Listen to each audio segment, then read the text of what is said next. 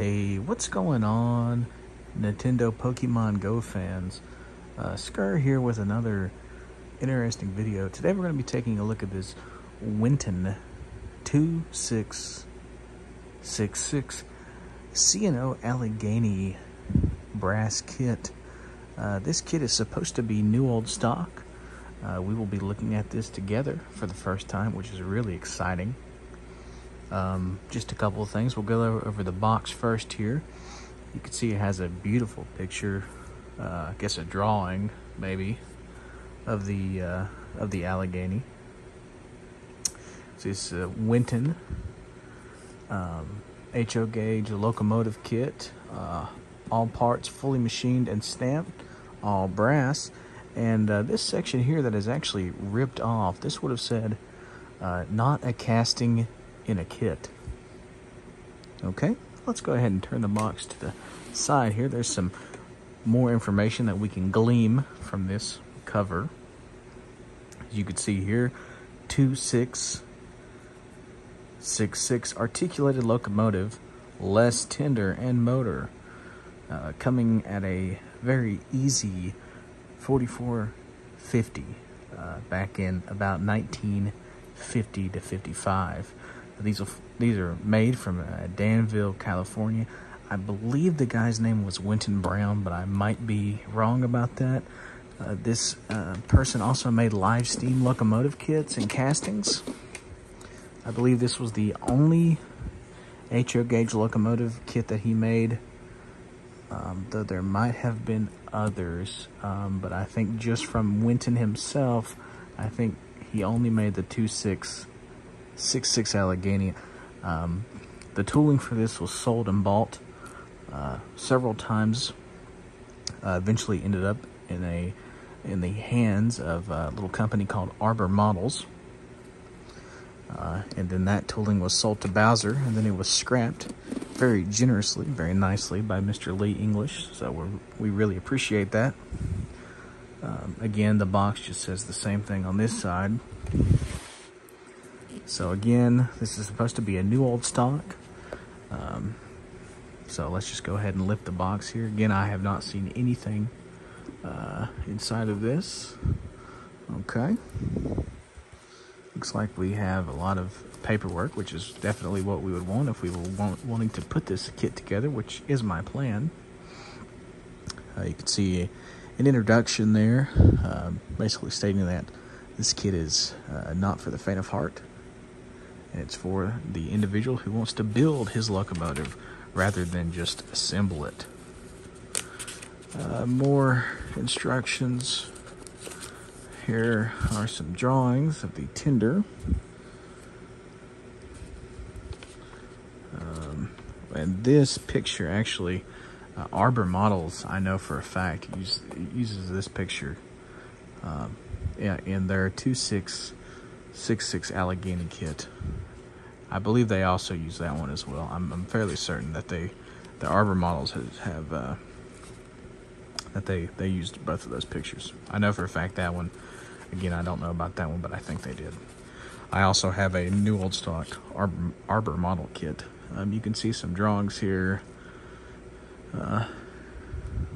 Just kind of show more technical data about the locomotive, the clearances between the wheels and the track and things like that.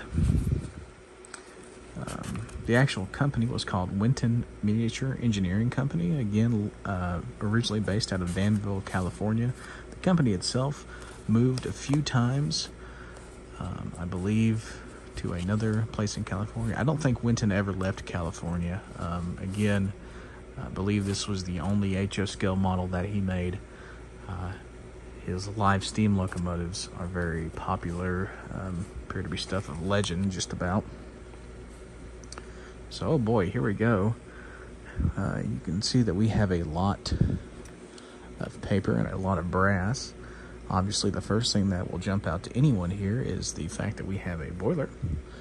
And I'm going to try to remove this.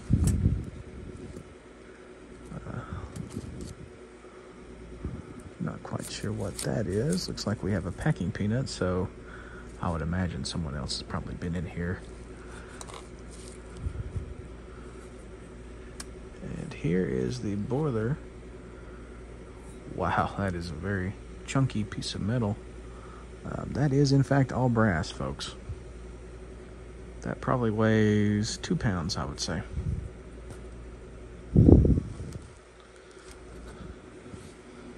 Looks like the screws for some of the parts are already tapped, which is really interesting. Again, let's just take another look at this.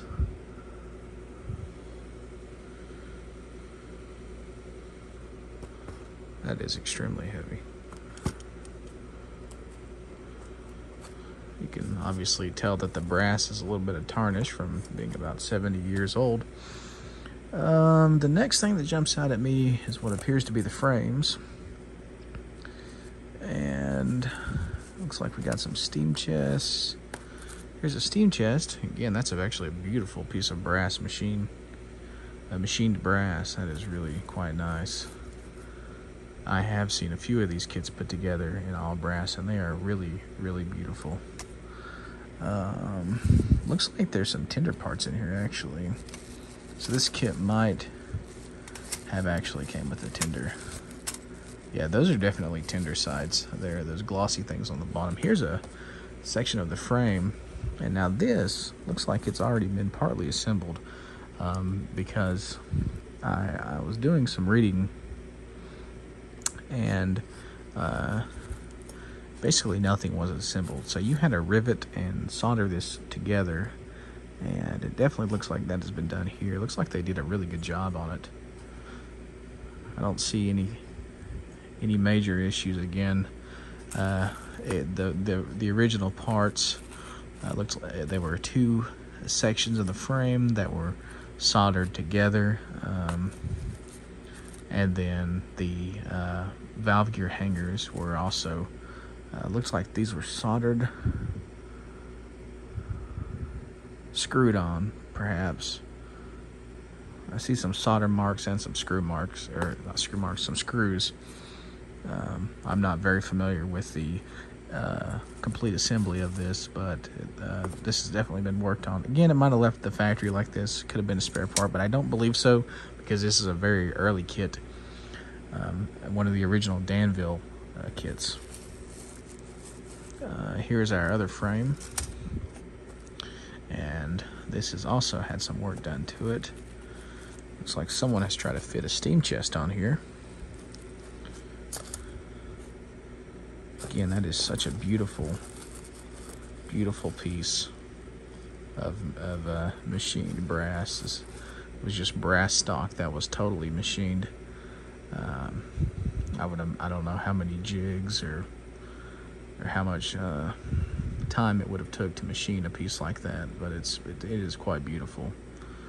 These old brass locomotives in kit form were put together are very, very beautiful pieces of modeling art, I guess you could say. Again, looks like there have been some work on this one. This one looks like the rear frame with this supporting piece, though I could be wrong. Again, valve gear hangers are on. Both of the frame sections are put together. So that is quite interesting. Let's take a look. That looks like more pieces for the tender. A lot of loose screws and things in here, and holy hell, look at this motor. This is oh my God. Look at this motor. This is like an O-gauge motor. No gear. So I believe these have the gears mounted on like the middle driver, and then they are eventually driven using a drive tube. Little piece of metal here on here with the magnet. Get that off. Wow. That is quite the motor. That's about twice the size of a Bowser DC-71. It's like a DC-90 motor is what this would be.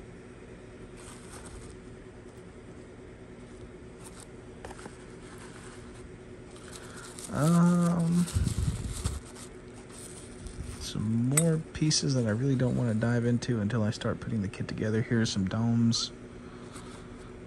But yeah, there it is. There's your 70-year-old Winton HO scale unbuilt kit.